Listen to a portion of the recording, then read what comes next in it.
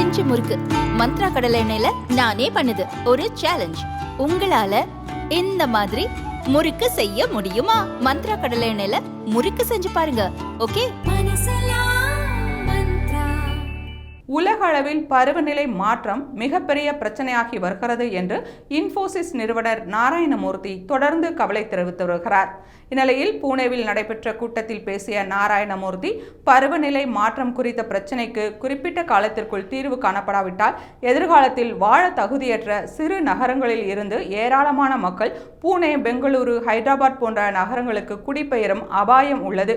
ஏற்கனவே போக்குவரத்து நெரிசல், சுற்றுச்சூழல் மாசுபாடு போன்ற பல்வேறு பிரச்சனைகளை சந்தித்து வரும் பெரு நகரங்களுக்கு குடியேறுவது எளிதான காரியம் அல்ல. பருவநிலை மாற்றத்தை தடுக்க கார்ப்பரேட் நிறுவனங்கள், அரசியல் தலைவர்கள் மற்றும் அதிகாரிகள் மனது வைத்தால் பிரச்சினைக்கு தீர்வு காண முடியும்.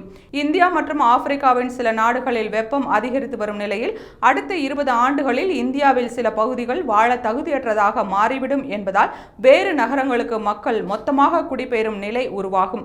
இந்தியாவில் கார்ப்பரேட் நிறுவனங்கள் என்ற முறையில் நாம் தான் அரசியல் தலைவர்கள் மற்றும் அதிகாரிகளுக்கு ஒத்துழைப்பு கொடுத்து இதுபோன்ற மொத்தமாக குடிபெயரும் நிலையை தடுக்க வேண்டும் என்று தெரிவித்தார். மேலும் இந்தியர்கள் எப்போதும் கடைசி நேரத்தில் தான் பிரச்சனையின் தீவிரத்தை உணர்ந்து செயல்படுவார்கள் என்ற அவர் 2030ஆம் ஆண்டிலேயே பருவநிலை மாற்றத்தின் தீவிரம் அதிகரிக்கக்கூடும் என்று எச்சரித்துள்ளார்.